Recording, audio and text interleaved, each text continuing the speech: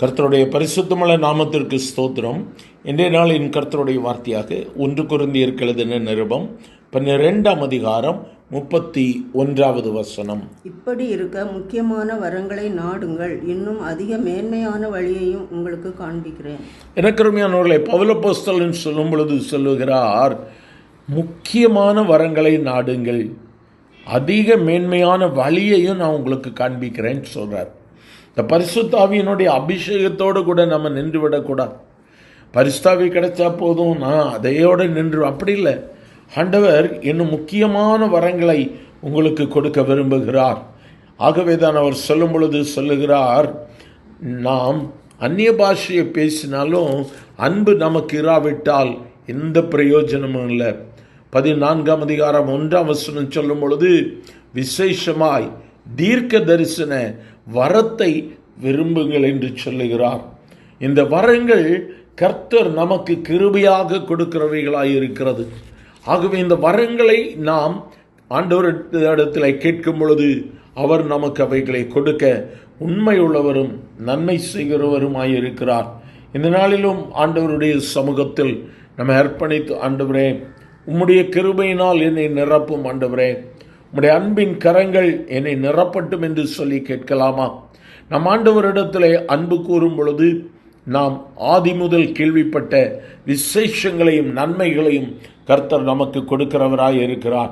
இந்த நாளிலும் வேதம் சொல்லுகிற வண்ணமாய் விசேஷமாய் தீர்க்க தரிசன வரங்களை நாடுங்கள் என்று சொல்லப்பட்டிருக்கிறது. நம்மை அர்ப்பணிக்கலாமா? அன்பு சகோதரனே, சகோதரியே, இன்று உன்னுடைய அபிஷேகத்தின் வாழ்க்கை, கிறிஸ்துவோடு கூட இணைந்து சென்று கொண்டிருக்கிற இந்த பரிசுத்த வாழ்க்கை எப்படியாக இருக்கிறது?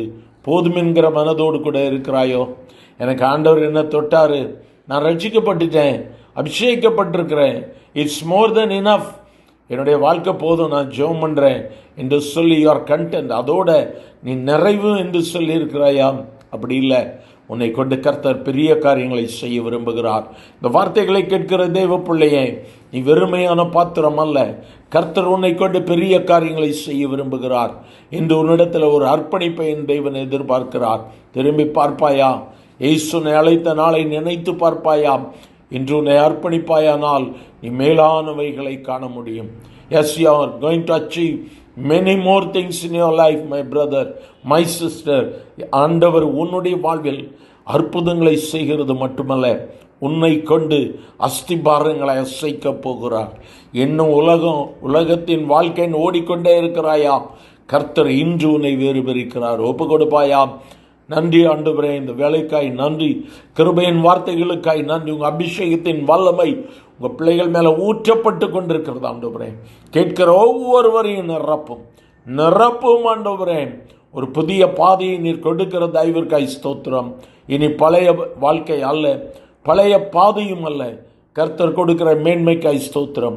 ஒவ்வொருவரையும் ஆசீர்வதியும், குடும்பங்களை ஆசீர்வதியும் ஆண்டவரை. எடுக்கிற முடிவுகளில் கர்த்தருடைய கரம் கூட இருக்கட்டும், சுயமாய் செயல்படக்கூடாது. ஆசீர்வதியும். இயேசுவின் நாமத்தில் பிதாவே, ஆமேன்.